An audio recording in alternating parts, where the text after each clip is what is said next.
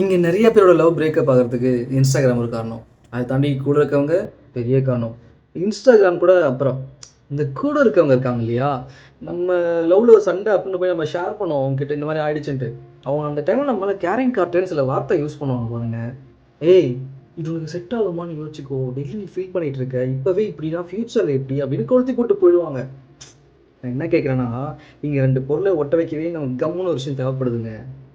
புதுசாக யாருன்னே தெரியாத ஒரு பர்சனை மீட் பண்ணும்போது நீங்கள் க்ளோஸ் ஆக கண்டிப்பாக உங்களுக்கு அந்த சண்டை தாங்க ஹெல்ப்ஃபுல்லாக இருக்கும். மற்றப்ப சொல்கிற காதுலேயே வாங்கிக்காதுங்க. சரிங்களா? நம்ம தலைவன் இன்ஸ்டாகிராம் அவன் என்ன பண்ணுவான் தெரியுமா? நம்ம மைண்டை ரீட் பண்ணிடுவான்.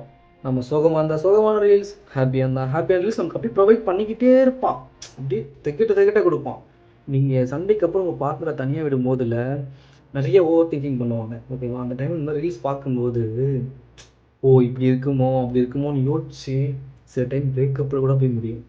நீங்கள் நம்பலைன்னா சண்டைக்கு அப்புறம் மீட் பண்ணும்போது அவங்க மொபைலை மட்டும் வாங்கி பாருங்களேன். அவன் சேவ் பண்ண அத்தனை வீடியோவை பார்க்கும்போது நமக்கே கஷ்டமாக இருக்கும். அவ்வளோ சேடான ஸ்டோரிஸ் சேவ் பண்ணி வச்சுருப்பாங்க. ஓகேங்களா? எவனோ போட்ட ரீல்ஸை பார்த்தாங்க நம்ம லவ் பிரேக்கப் ஆகணும். இந்த தேர்ட் பர்சன் சொல்கிறதெல்லாம் கேட்டு லவ் பிரேக்கப் பண்ணிக்காதுங்க. இங்கே நிறைய பேரை பார்த்ததுனால நான் சொல்கிறேன். அவ்வளோ அழகான விஷயம். ம்